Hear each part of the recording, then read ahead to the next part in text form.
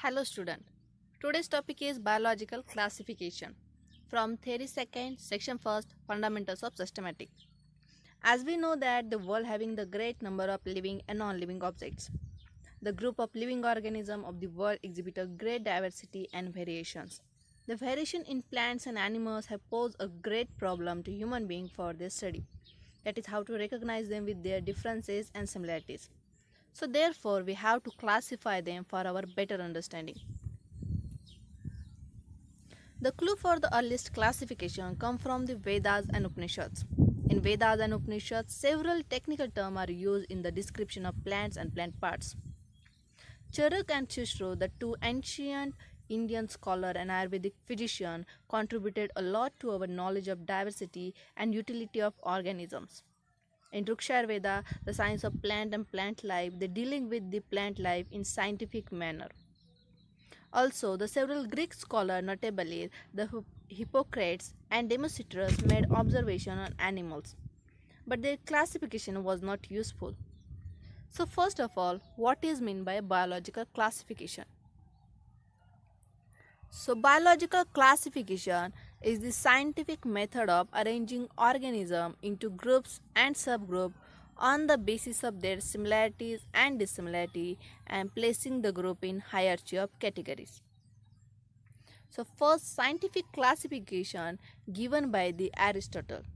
He studied the plants and animals and gave statement on classification that animals may be characterized according to their way of living, their action, their habit, their bodily part. He classified the major group of animals as birds, fishes, insects, and whales, so that Aristotle is called the father of biological taxonomy. He also known as the father of botany. He classified all plants on the basis of form and texture. He divided them into three categories, that is tree, shrub and herb. As we know that tree has the one woody stem, shrub having the several woody stem and herb having the soft stem. Likewise, he also distributed animals into three groups based on their living habitat. So, he divided them as a air dweller, water dweller and land dweller. In some book, you find that he also classified animals on presence of on presence and absence of RBC. So next classification given by the Carolus Linnaeus in 1758, that is two kingdom classification. As we know that Carolus Linnaeus is also known as the father of taxonomy. So he divided the organism into kingdom Plantae and kingdom Animalia. In kingdom Plantae, he included the bacteria, cyanobacteria, fungi, mosses, fern, and plants. In kingdom Animalia, he included protozoans, invertebrates, and vertebrates. This classification based on the presence and absence of cell wall. As we know that he divided the kingdom Plantae on the basis of presence of cell wall. That is, plants consist this cell wall which is made up of cellulose. And in kingdom Animalia, the organism which cannot having this cell wall. In kingdom Plantae, he divided the organism on absence of locomotion. We know that the root of plant are rooted in the soil, so they cannot be moved from one place to another place. Animals can move from the one place to another place, that is presence of locomotion. The third character he give that the kingdom Plantae, that the organism in kingdom Plantae, they are unable to give response to external stimuli. And kingdom Animalia, these animals are able to give the response to external stimuli. As we know that any organism like animals give response to any external stimuli like a heat, shock, right? But now we know that the kingdom Plantae, that plants also made the response or give response to external stimuli. For example, sunflower. So there are some drawbacks in two kingdom classification which is proposed by the Carolus Linnaeus. So what is these drawbacks? So He put the organism which showing the both features like plant and animals. For example, Euglena. As we know that Euglena having the chlorophyll pigment which is useful for the photosynthesis like plant, and we know that it is motile like animal, but he placed them in kingdom Animalia. Second one is sponges. Sponges are placed in the kingdom Animalia but having the character like plants, that is they are fixed in one place and having the irregular branched body. As we know that the sponges are placed in the kingdom Animalia. Next one is fungi. He placed the fungi into kingdom Anima sorry. He placed the fungi into kingdom Plantae.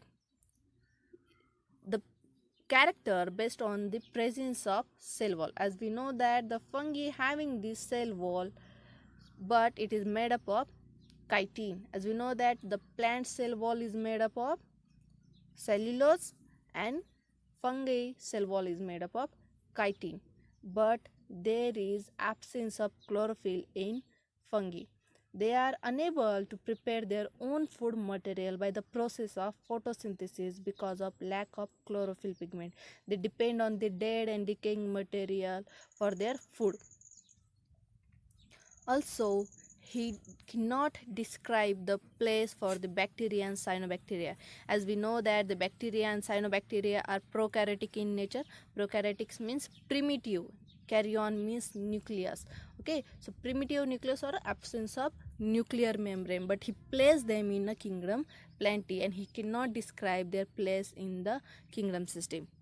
So, next theory given by the Ernest Haeckel, that is three kingdom classification in 1886. He divided the living organism into three kingdoms, that is kingdom Plantae, kingdom Animalia and kingdom Protista. In kingdom Plantae, it include mosses, fern, bryophytes, gymnosperm and angiosperm.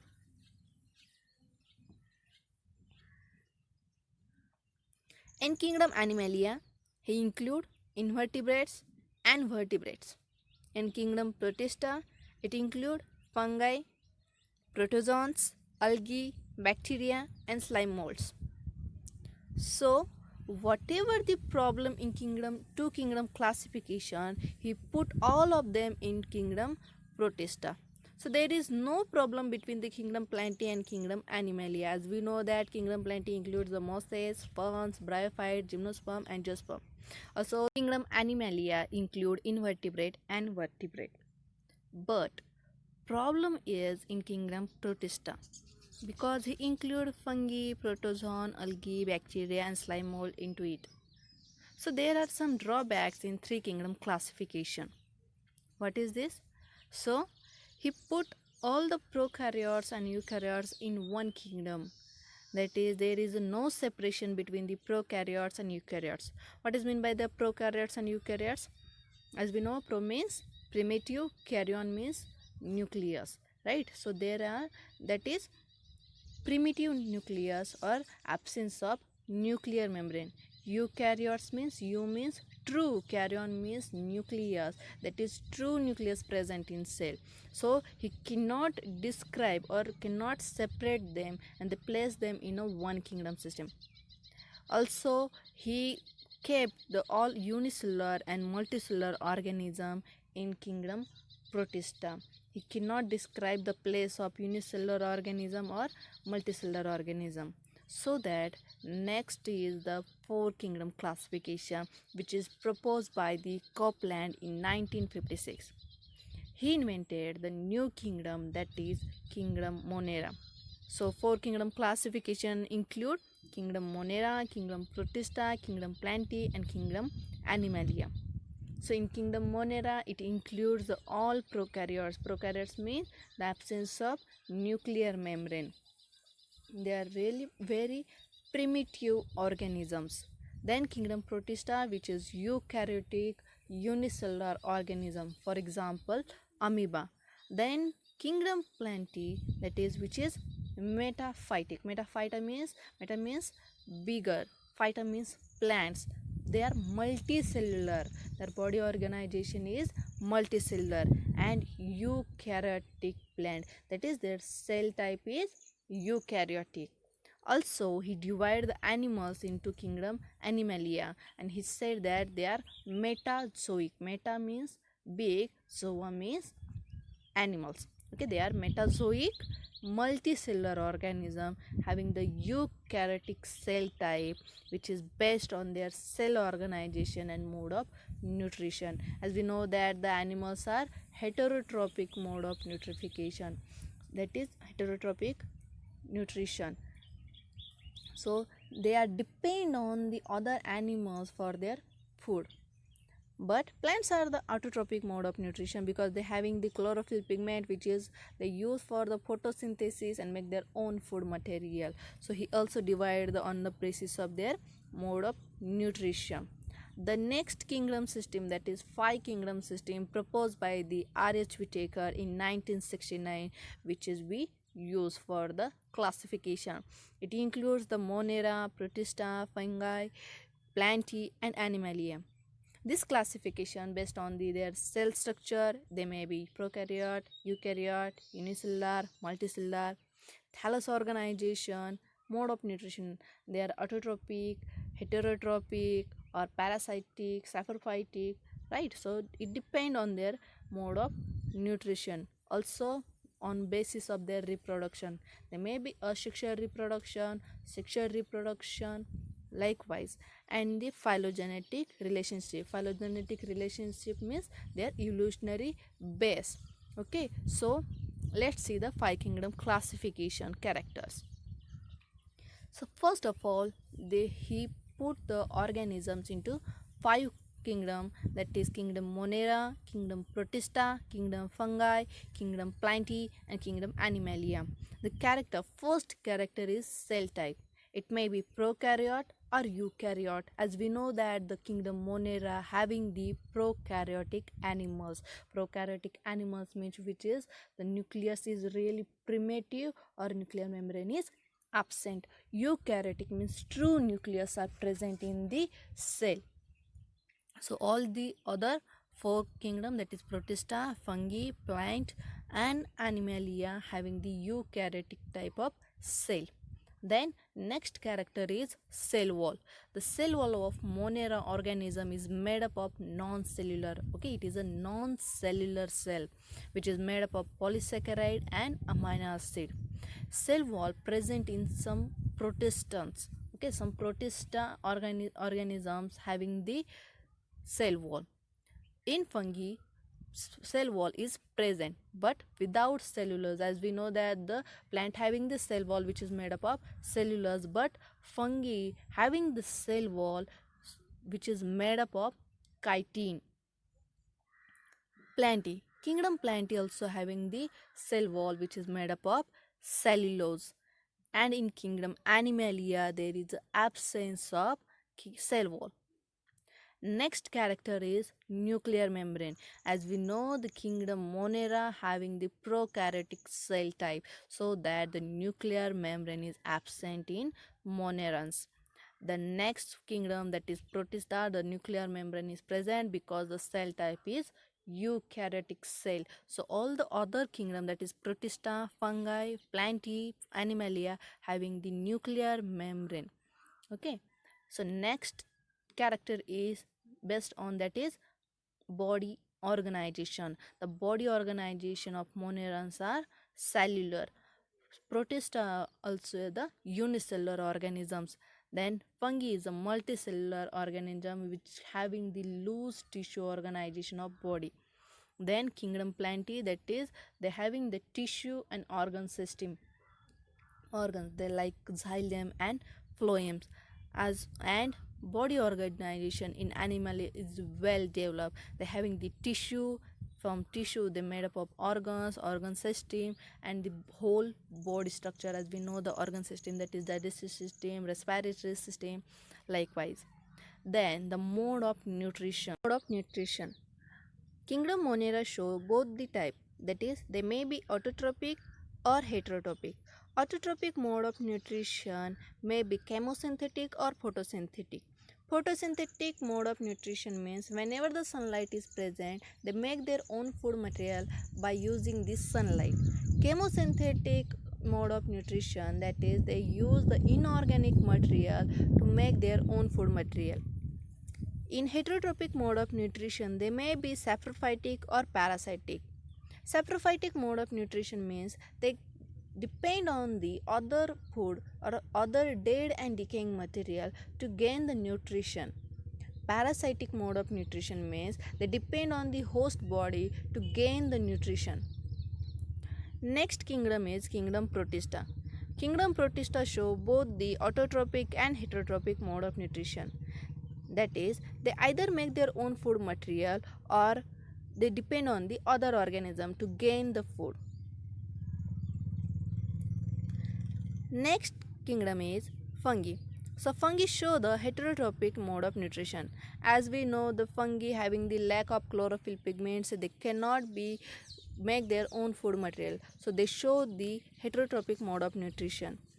They either saprophytic or parasitic. Saprophytic means mostly the fungi depend on the dead and decaying material to gain the nutrition. Parasitic means they depend on the other host body to gain the nutrition.